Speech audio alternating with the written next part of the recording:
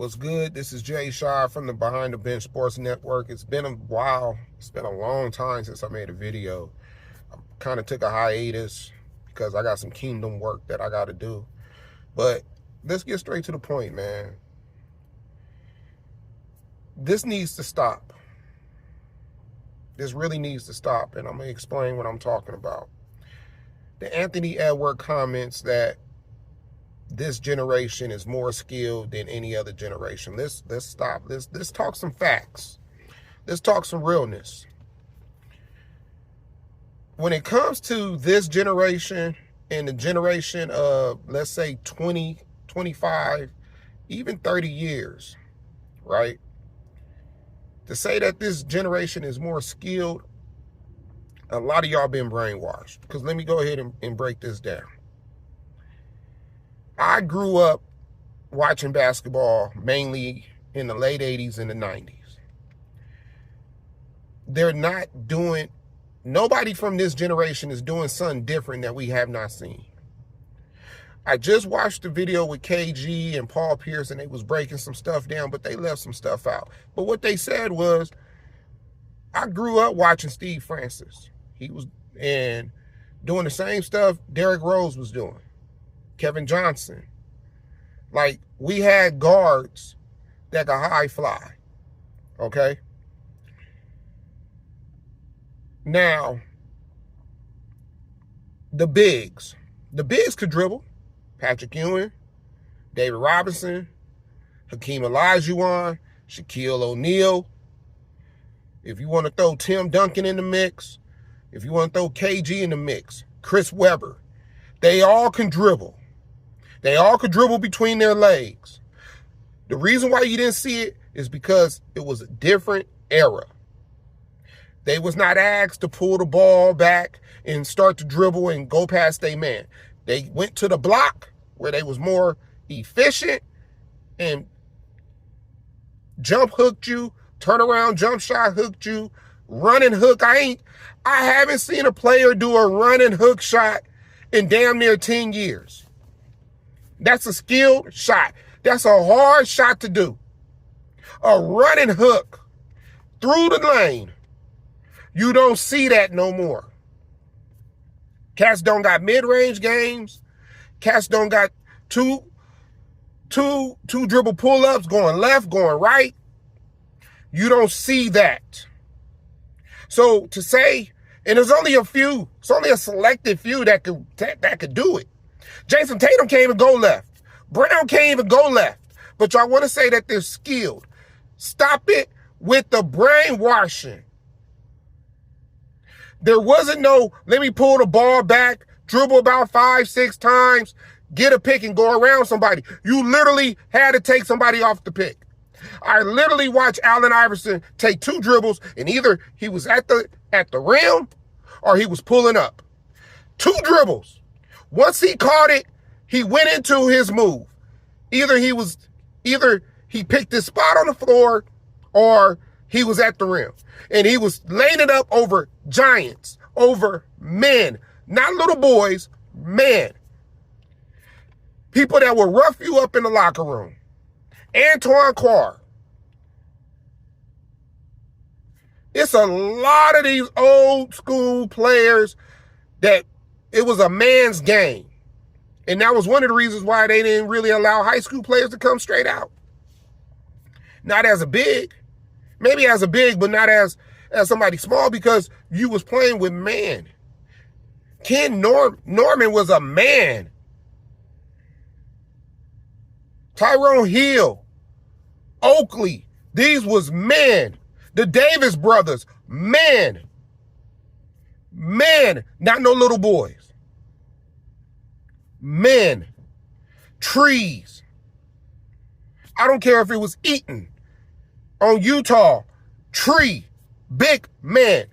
I don't care if it was Big Country.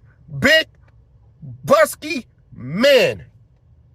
The only difference between this generation, where I will give them some credit, is it ain't because they're better dribblers. Because the game was called a lot different if you know the rules. You could not dribble a ball how they allow this to happen in today's generation. And they did not allow you to travel. So all that triple step back, that's a travel. That's not legal. Back in the early 2000s, 90s, or the 80s. And if you want to go back to the 70s and the 60s, you had a dang near dribble with your hand on top of the ball. That's why when you watch a lot of footage, it don't look natural when they're dribbling. It's not because they can't dribble. It's because there was a certain way they called the game. The only difference with this generation and the generations of the past, they are better deep. When I say deep, ball shooters. Shooting from deep. Because the game was played different and it didn't make sense to shoot that deep. Only certain players like a Steph Curry, a Damian Lillard, had real deep range. Everybody else is pretty much at the three-point line. The same three-point line that it was in the 2000s and in the 80s and in the 90s. The game was played inside out. It wasn't played outside in. It was a smarter game. These players, like he said, they had to run plays. KG said, we had to run plays. And if you did not know the play, you couldn't play. They wasn't saying, oh, just get in. Like he said, just get in because you good. Every team had a distinct style of play. You play against Utah, you're going to be going up against their pick and roll all game. You play against the Bulls, you're going to be going up against a triangle. You play against the Don Nelson team, they're going to spread it out. Every team had a distinct style of play. Every player didn't play the same. Every player had a distinct style. You had a Reggie Miller's type of style, which was kind of looked like a Rip Hamilton type of style, but he got his style from Reggie Miller. You had those Jordan type of styles like Kobe, T-Mac, Allen Iverson. Everybody KJ did not look like Baron Davis. Baron Davis was skying above the rim, dunking on fools too. He was a big guard. And they had to dunk on trees. If you look at the highlights, they dunking on big people. They ain't dunking on nobody small. They dunking on men, grown men, 6'10" and higher, 6'10", 7 feet tall, 6'9", broad shoulders, men. Y'all come with the dumb, ridiculous stuff I see online with the, can Shaq, and who's better, Shaq or Embiid? Y'all never seen Shaq play. What y'all seen was maybe Phoenix Shaq, Cleveland Shaq, or Boston Shaq. Y'all haven't seen Orlando Shaq or early 2000 Lakers Shaq. Different monster, different game. Y'all need to stop. Y'all are nowhere close to this generation. When it comes to the generation of the 90s, early 2000s, and the 80s. There's no way. The teams was better defensively, offensively. They played a smarter game. The lane was clogged, so you had to be creative to even get in the lane. Stop it. Stop it. And I'm going to go a step further. The fans were smarter. Yeah, anybody under the age, I'm going to keep it 100. And this don't mean everybody, so don't take it literally. Because it is some fans under the age of 43 that do know they stuff. But I'm talking about the ones that's under 43, but watch at least 65 games a season. We was watching games. We watched our favorite team play at least 65 times in an 82-game season, and I'm not talking about the playoffs. Because in the playoffs, we was watching every team. It didn't matter if you're your favorite team or not. We watched all the games. We watched basketball, and wasn't no phone in your hand. There wasn't no distractions. We watched it. We watched college. We watched NBA. We knew the players in college. We knew them how they was going to play in the NBA, and that's why we watched.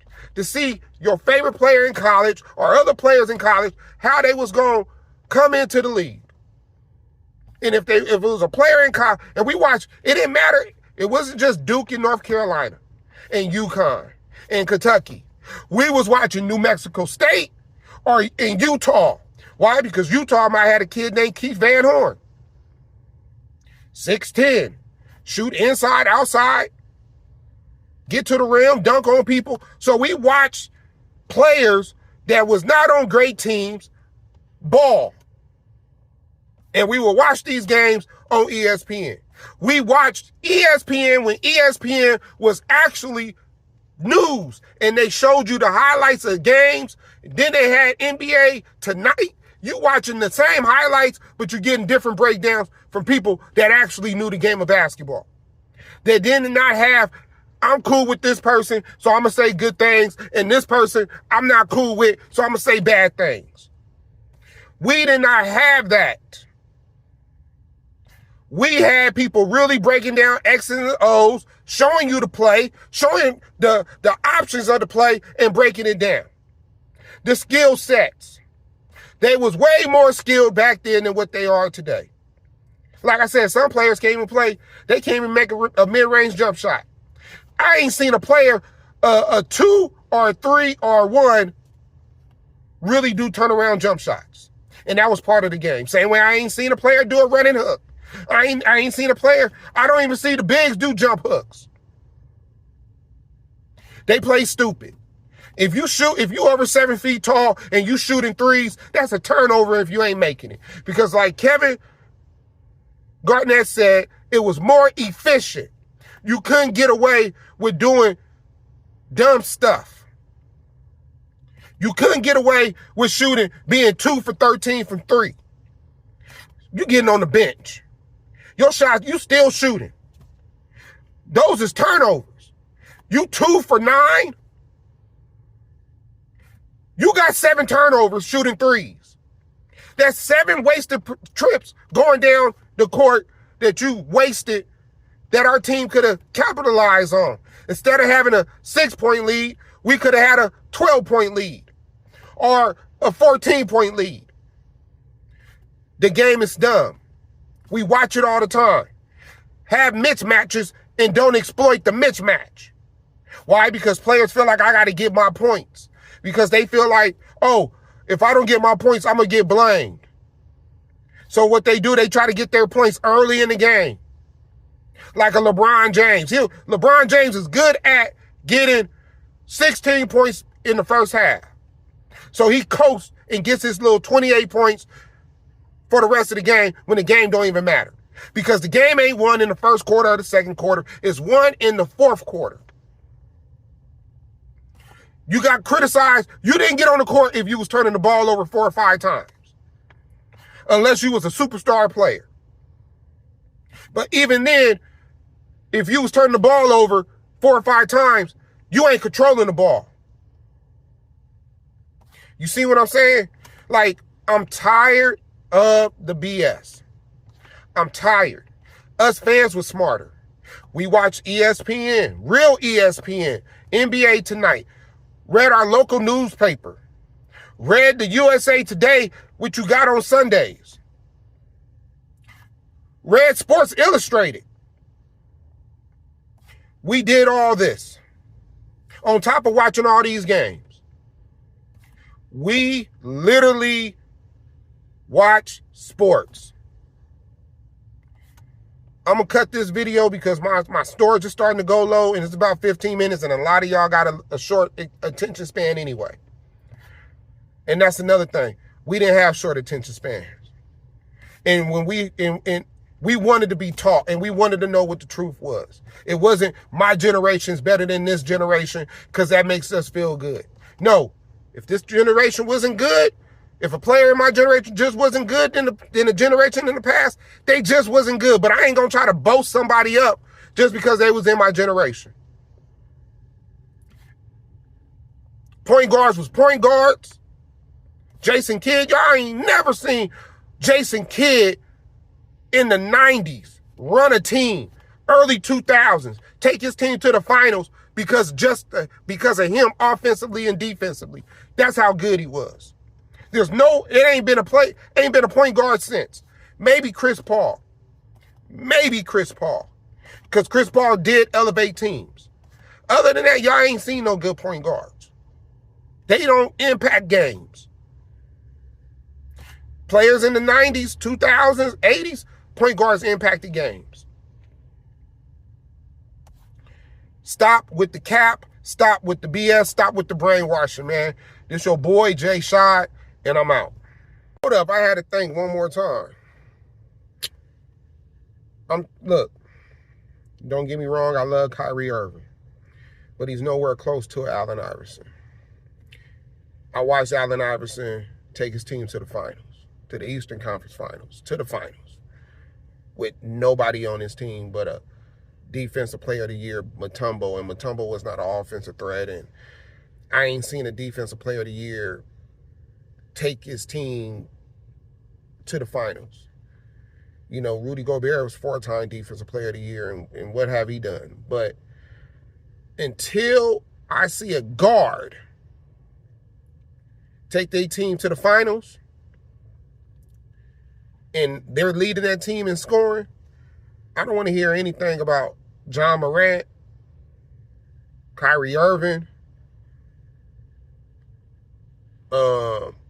whoever else. I don't want to hear that they're better than Allen Iverson. I don't want to hear it. Derrick Rose, and I like Derrick Rose. Yeah, I feel bad for his knee injury. You know, Russell Westbrook.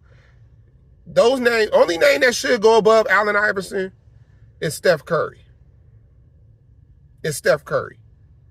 But still, Allen Iverson didn't have the help that Steph Curry had, or the team. Well, I ain't going to say help. I'm going to say the team. Steph Curry had a better team. Even his last championship, he had better players on his team. I don't want to hear it. I'm tired of hearing like silly stuff.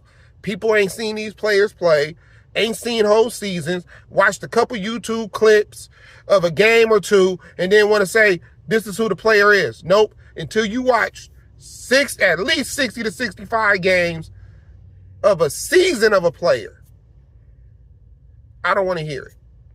I don't want to hear it. Some of these players was that good. And some of the players that y'all elevating because they come from your generation and you just want somebody in your generation to be at the top, stop it. Stop it. It's not the same. It's not the same. They don't got no heart. They can't win. They didn't learn how to win because they probably didn't go to college. Or they played 1 year in college. They didn't learn how to play in the big games. They didn't know how to lead or be a great leader. Because being a leader is part of being a great player. And a lot of these cats don't know how to lead. That's why they jump from team to team, team to team, looking for the easy trade. Some of these cats played on the same team for years.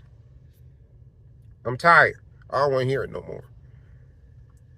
Now I can say, thank you for watching. I'll holler back at y'all another time.